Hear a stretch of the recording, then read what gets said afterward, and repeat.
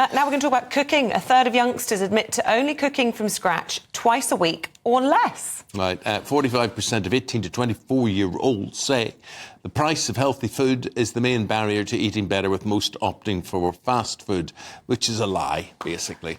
Because fast food is convenient, it's there, it's available. Look at the television ads. Television ads are unbelievable for delivery apps, for food and fast food outlets and whatever. So, question is, what can we do to get young people to eat healthy food? Here's Dietitian and Nutrition Consultant Helen Bond. Helen, what do you think?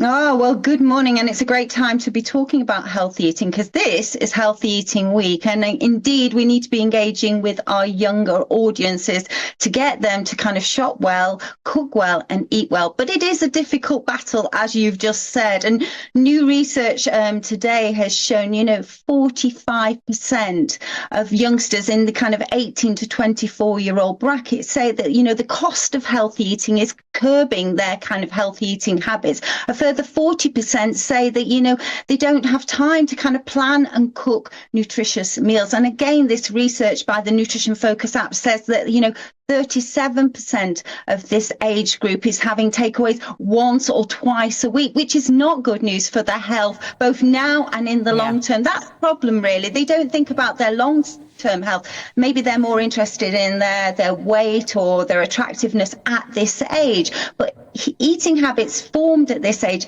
tend to persist into later life.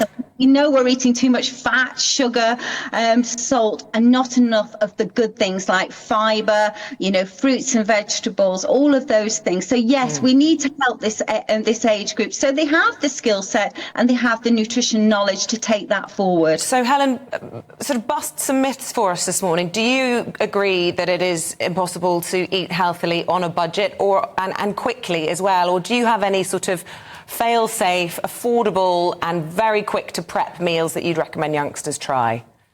Yeah, and I think technology is really important for this younger audience. You need to engage with them to help them on the way. And that's why, nutrition focus apps like Yazio can help them with a kind of plethora of kind of recipes, whether they're quick and easy, whether they're high in fibre.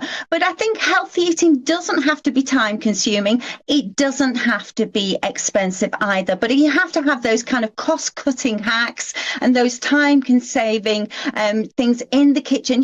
Make use, I always say, of things like peas, beans and lentils, which are a type of pulse, very inexpensive compared to meat, and yet they double up as one of your 5 a day, and also a great source of plant-based protein. If you overget a milk as something, you have too much milk, maybe make some lattes. If you have too much bread in the house, use things like breadcrumbs to make another dish, or kind of bulk, use bulk recipes so you can make something throughout the week. You're prepared. So it doesn't have to be tricky, but it's knowing what to do. And I think with this audience where they're going from the adolescent years, leaving home, going to university, starting work, we all have really busy lives, but it doesn't need to be complicated and it doesn't need to be hard. Yeah. No, but there is, Helen, there is this audience that exists that watches cooking programmes on TV. For instance, I think it was Saturday or Sunday, probably both, but there was a cooking programme on BBC One, there was a cooking programme on ITV, there was a cooking programme on Channel 4, and I just wanted to throw a shoe at the TV, really, because was there nothing else on or nothing else available?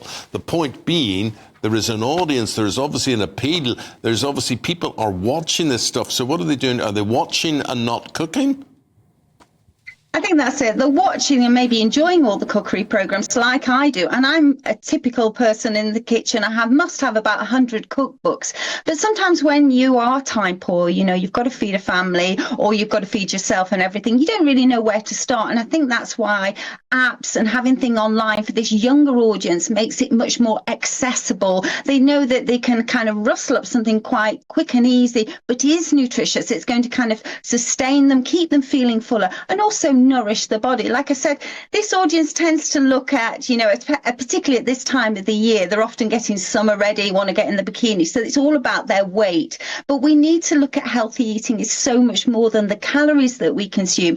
Food nourishes our bodies, it fuels our mind, and also it gives us all the vitamins and minerals for health, both now and in the future. So yeah, don't get, despondent by all the cookery programs. Start with one recipe and build it up from there. Like I said, it doesn't have to be complicated. Yeah. It doesn't need to be cordon bleu cookery. Yeah. It needs to be wholesome food that you've cooked from scratch, because then you know exactly what's gone into it and you can control what's gone into it. If you have an expensive car, you don't put the wrong fuel into it, do you? You look after it and give it the very best that it needs. You should do the same to your body. And how much does it cost to hard boil an egg, open a can of tuna and a couple of leaves of lettuce? Super healthy, filling, nutritious. I think I'm going to have that for lunch. I've just talked myself into that. Helen Bond, thank you for inspiring us to do better, be healthy. I appreciate it. Morning to you. Great speaking to you. I think a very attractive thing for any man or woman or to have a partner in their lives. If that partner can cook and that partner can dance, as in Strictly, I think people often think they've got the ideal partner. That's the magic formula. Dancing and cooking. I think I've done well then.